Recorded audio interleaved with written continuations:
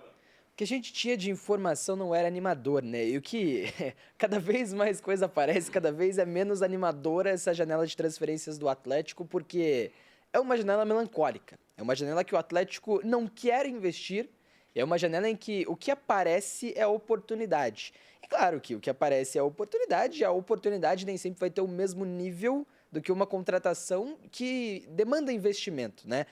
Nessa semana aparecem os nomes de Praxedes e David Duarte, né? Zagueiro, o David Duarte, meio-campista, o Praxedes, que está no Vasco neste exato momento. E a grande questão que fica é, o Paulo Autuori chegou também. E inicialmente não chegaria ninguém nesse mercado, nessa janela do Atlético. Dá para dizer que o Autuori muda alguma coisa, Fusca? Dá para a gente cravar que esses nomes apareceram pelo Autuori ou era algo que já estava programado, mas o Autuori também tem uma fala muito forte nessas contratações? O que você acha que dá para a gente falar sobre a situação do Autuori em questão da janela de transferências do Atlético?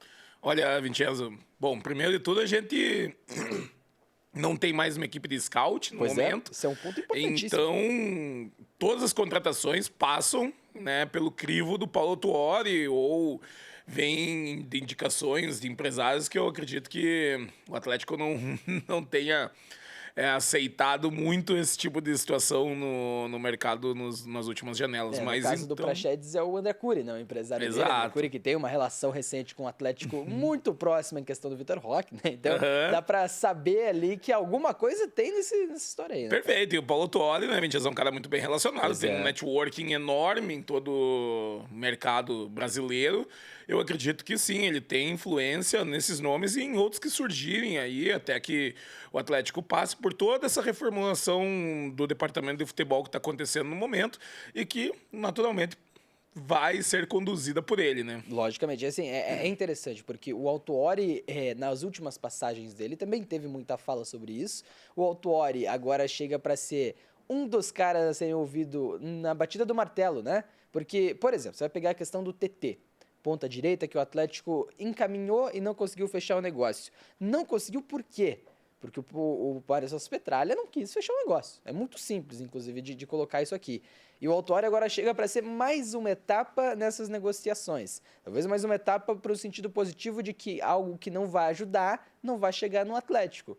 Ou talvez uma segunda, uma última etapa, uma penúltima etapa nesse processo para algo que talvez não ajudasse tanto, passasse com tranquilidade pelo Petralha ali, para também ajudar a convencer o homem, né? E assim, lógico que é muito diferente. Você tem um André Mazuco que era bom profissional, mas enfim, é que não tinha ainda um histórico que tem o Paulo Autuori na função.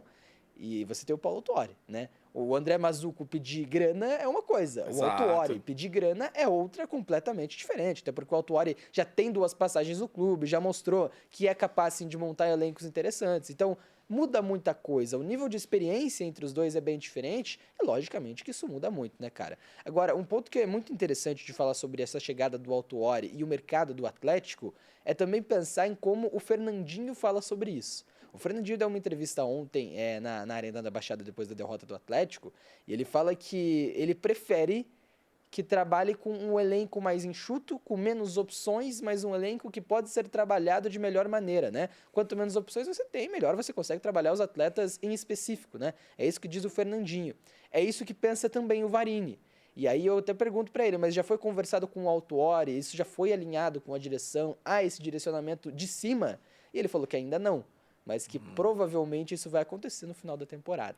Então, assim, se for para pensar numa influência do Autuori, tanto em questão de mercado, como também em questão de padronização de ideia de jogo, em questão de a montagem desse elenco propriamente dito, eu apostaria as minhas fichas de que para 2025 o Autuori sim tenha realmente muita influência. Agora ele tem. E até porque, como você bem mencionou, o Atlético não tem mais nenhum olheiro, né? Nenhum scout ali para recomendar. Mas assim, acho que o real impacto do Paulo Autuori na gestão do Atlético vai chegar em 2025, cara. Concordo com você, 20 anos. Esse ano, naturalmente, o Atlético vai ser contratações pontuais Claro. e contratações indicadas, provavelmente pelo Paulo Autuori, mas esses próximos meses vão ser de completa reformulação e Já mudança começou, até né? de filosofia. O Paulo Autuori traz uma filosofia que é muito dele, que a gente já conhece, inclusive, né? A gente espera, naturalmente, que seja uma filosofia que seja interna e não afete o time dentro de campo, né? Principalmente as táticas do Martim Varini. Agora, é um trabalho de longo prazo, não pode ser acabado como foi das últimas vezes e também como tem sido tratado o departamento de futebol do Atlético. Nesses últimos anos, muitas trocas.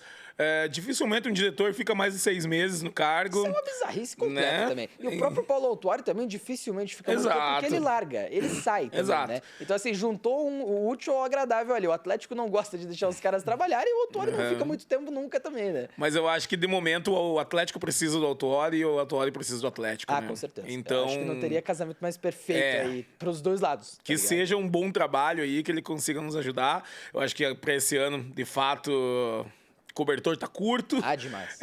O próprio, como você comentou, o Varini trabalhava com 23 jogadores no Defensor Sporting. O Varini já tem essa filosofia de trabalho, de trabalhar com um elenco mais enxuto, então eu acredito que para 2025 a gente vai ter uma limpa grande aí. Agora também, elenco mais enxuto não significa elenco ruim, né? Exato. Mais enxuto, se você tiver 30 caras muito bons, aí beleza, o elenco é enxuto, mas você tem várias opções, né? Exato. O Atlético não tem isso hoje, o Atlético tem uma falta de opções complicada em vários setores do campo ali, e falta realmente contratar. Agora, se mudou ou se não mudou com o Paulo Autuori, a gente vai realmente descobrir mais pra frente. A grande questão é que, se demandar um investimento maior, o Atlético não vai contratar. Pelo menos a informação é essa, né? O Atlético não quer fazer grandes investimentos, anteriormente não queria nem investir. Vamos ver até que ponto vai esse negócio pelo Praxedes e essa negociação pelo Bruno Praxedes, porque pode sim envolver um investimento que não seja tão alto assim como foram as contratações desse começo de ano, nessa primeira janela. Vamos ver o que vai acontecer,